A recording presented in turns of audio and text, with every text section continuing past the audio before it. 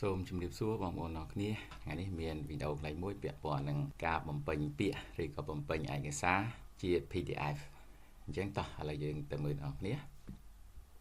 ហើយនេះជាវីដេអូទី2ដែលខ្ញុំធ្វើបង្ហាញពាក់ព័ន្ធនឹងការបំពេញឯកសារជា PDF ជាភាសាខ្មែរតើយើងបំពេញយ៉ាងម៉េចហើយនេះជា file PDF មួយដែលខ្ញុំនឹងបំពេញឲ្យអ្នកនរគ្នាមើលហើយយើងនឹងបំពេញទាំងអស់គ្នាតើយើងនឹងធ្វើយ៉ាងម៉េច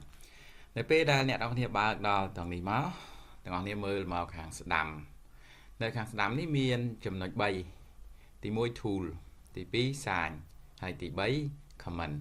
ដើម្បីអាចឲ្យយើងបំពេញឯកសារជា PDF បានអ្នកនរគ្នារើសយកពាក្យ comment នេះមកคลิกលើវាមួយបន្ទាប់មកមើលខាងនេះមានច្រើនណាស់ប៉ុន្តែគោលបំណងដែលយើងចង់បាននៅពេលនេះគឺបំពេញឯកសារជា PDF នេះអញ្ចឹងអ្នកនរគ្នារើសយកអក្សរ T នេះคลิกលើវាមួយមកនេះនៅលើម៉ៅរបស់យើងវាបង្ហាញសញ្ញាបែបនេះហើយបន្ទាប់មកវាចេញផ្ទាំង font អក្សរខាងលើនេះមួយទៀតនេះជា font អក្សរដែលអ្នកនរគ្នាអាចជ្រើសរើសទៅតាមតម្រូវការអញ្ចឹងអ្នកនរគ្នាយកសញ្ញាម៉ៅដែលបានបង្ហាញនេះវាលោតជាអក្សរ A នេះមកคลิกនៅត្រង់ចំណុចណាដែលយើងចង់បំពេញខ្ញុំคลิกទៅនេះមកបន្ទាប់មកវាលោតឲ្យឃើញទេនេះ cursor យើងលោតឲ្យហើយយើងដូរ font ទៅនេះជាភាសាខ្មែរមកឥឡូវយើងចាប់ផ្ដើមវាយបញ្ចូលដល់គ្នា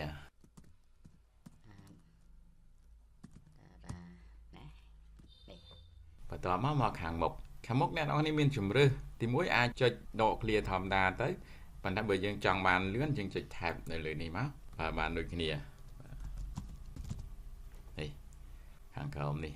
ចុះមកក្រោមទៀតមកសំណើសូមអនុញ្ញាតច្បាប់ជប់សម្រាប់ចំនួន1ថ្ងៃមួយមកបាទ tab ដូចគ្នាទៅអានេះវាលើសយើងដក clear វាចេញមកថ្ងៃទី12 tab មួយទៀតមកទេសា2025នេះជាឯកសារចាស់ទេដល់ថ្ងៃទី2025នេះឃើញទេយើងបង្ហាញមកបែបហ្នឹងហើយនៅខាងក្រោមនេះមូលហេតុ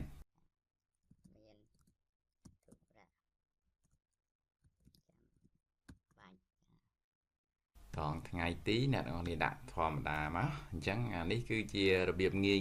អញ្ចឹងនេះគឺជារបៀបងាយសម្រាប់ការបំពេញឯកសារឬក៏បំពេញពាក្យ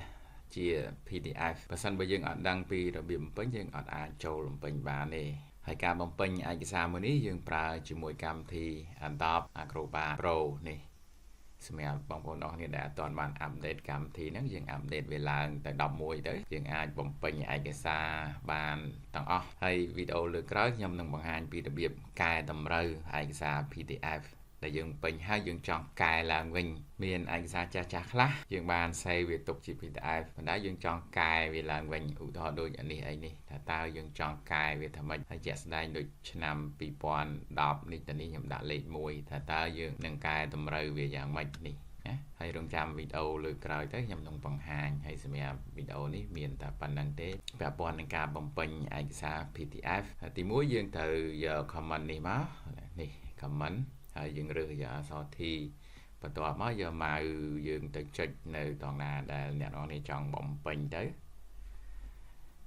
ហើយវាទៅតាមអ្វីដែលយើងចង់បានវាជាការស្រេចអរគុណច្រើនសម្រាប់ការចូលទស្សនាហើយកុំភ្លេចជួយ Subscribe ជម្រាបលាទាំងអស់គ្នា